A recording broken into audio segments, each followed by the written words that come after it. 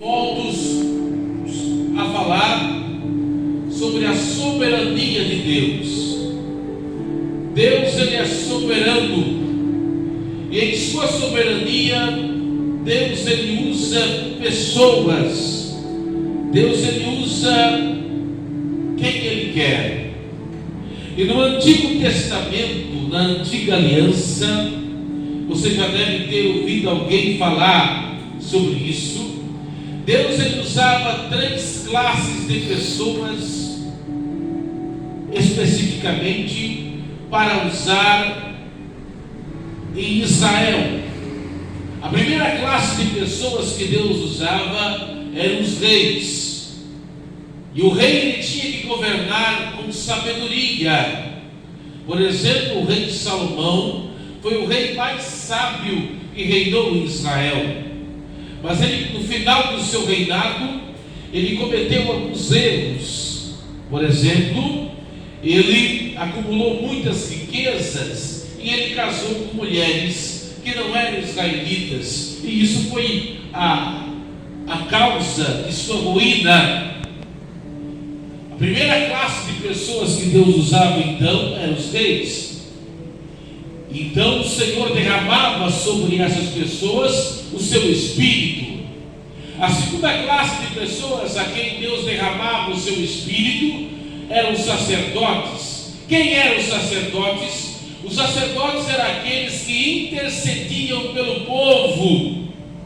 Mas muitas vezes também os sacerdotes pecavam e cometiam erros. Você se lembra do sacerdote Eli, que era um homem de Deus, porém, na questão dos seus filhos, Ofni e Finéias, lá no primeiro livro de Samuel, ele não soube repreender os seus filhos, e isso causou um problema. A arca foi roubada e Israel pereceu por causa disso.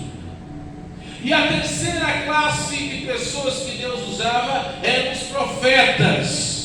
E era muito importante os profetas, porque eles recebiam a revelação da parte de Deus e traziam para o povo. Era tão importante os profetas que há um texto na Bíblia que eu gosto demais. Está lá em Amós capítulo 3 e versículo 7, onde diz assim a palavra de Deus: certamente o Senhor Jeová não fará coisa alguma, sem antes revelar o seu segredo a seus servos, os profetas. Quando Deus queria fazer alguma coisa na terra, Deus revelava antes aos profetas. Por exemplo, quando Deus foi destruir a terra com dilúvio, para quem Deus revelou antes? Para Noé. Quando Deus destruiu Sodoma e Gomorra, para quem Deus revelou antes? Para Abraão. Quando Deus manifestou as 10 pragas no Egito, para quem Deus revelou antes? Para Moisés. Mas agora, no nosso tempo, para quem Deus revela seus mistérios? Para a igreja, para mim e para você, que nós estamos em oração. Por isso é importante, irmão, você está aqui em oração. É para você que Deus revela os seus mistérios.